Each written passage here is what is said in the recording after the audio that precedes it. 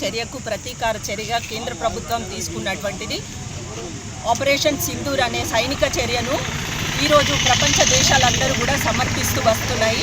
అలాంటిది భారతదేశంలో ఉంటూ ప్రభుత్వ ఉద్యోగంలో బాధ్యతాయుతమైన ప్రభుత్వ ఉద్యోగంలో ఉంటూ మరి సమాజానికి విద్యార్థులకు ఏం సందేశం అందిస్తున్నట్టు నేను ప్రొఫెసర్ సూరపల్లి సుజాత గారిని ఈ సందర్భంగా అడుగుతున్నా.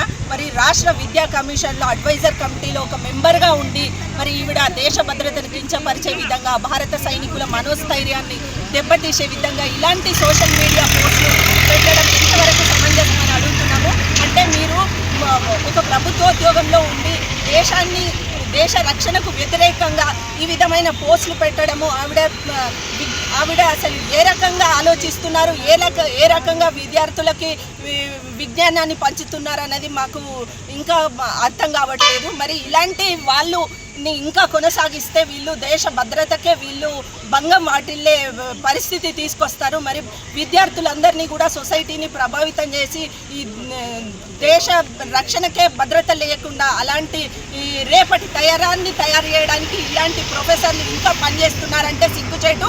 ఇప్పటికైనా కానీ రాష్ట్ర ప్రభుత్వము స్పందించి ఈవిడ మీద వెంటనే చర్యలు తీసుకొని సస్పెండ్ చేసి అలాగే ముఖ్యంగా దేశ భద్రతకు సంబంధించిన దాని మీద మాట్లాడి వ్యతిరేకంగా పోస్టులు పెట్టినందుకు ఈవిడ మీద రాజద్రోహం కేసు పెట్టాలని మేమందరము ఇక్కడ వీసీ గారికి రిప్రజెంటేషన్ ఇవ్వడానికి వచ్చినాము. మరి వీరు చర్య తీసుకోకపోతే మేము ఈ సంఘటనని దీన్ని ఈ గవర్నర్ దగ్గరికి కూడా మేము తీసుకుపోయే యోచనలో ఉన్నాము. కాబట్టి రాష్ట్ర ప్రభుత్వం రేవంత్ రెడ్డి గారికి కూడా మేము విజ్ఞప్తి చేస్తున్నాము. ఇప్పటికైనా కానీ రాష్ట్ర కమిషన్లో విద్యాశాఖలో అడ్వైజరీ కమిటీ మెంబర్గా ఉన్న ఈవిడని వెంటనే సస్పెండ్ చేసి ఈవిడపై దేశద్రోహం కేసు నమోదు చేయాలని మేము బీజేపీ భారతీయ జనతా పార్టీ మహిళా మోర్చా నుంచి మేము కోరుతున్నాం. మరిన్ని వీడియోస్ కోసం ఛానల్ ని సబ్స్క్రైబ్ చేయండి. లేటెస్ట్ అప్డేట్స్ కోసం వాట్సాప్ ఛానల్ ని ఫాలో అవ్వండి. ఆ లింక్ డిస్క్రిప్షన్ లో ఉంది.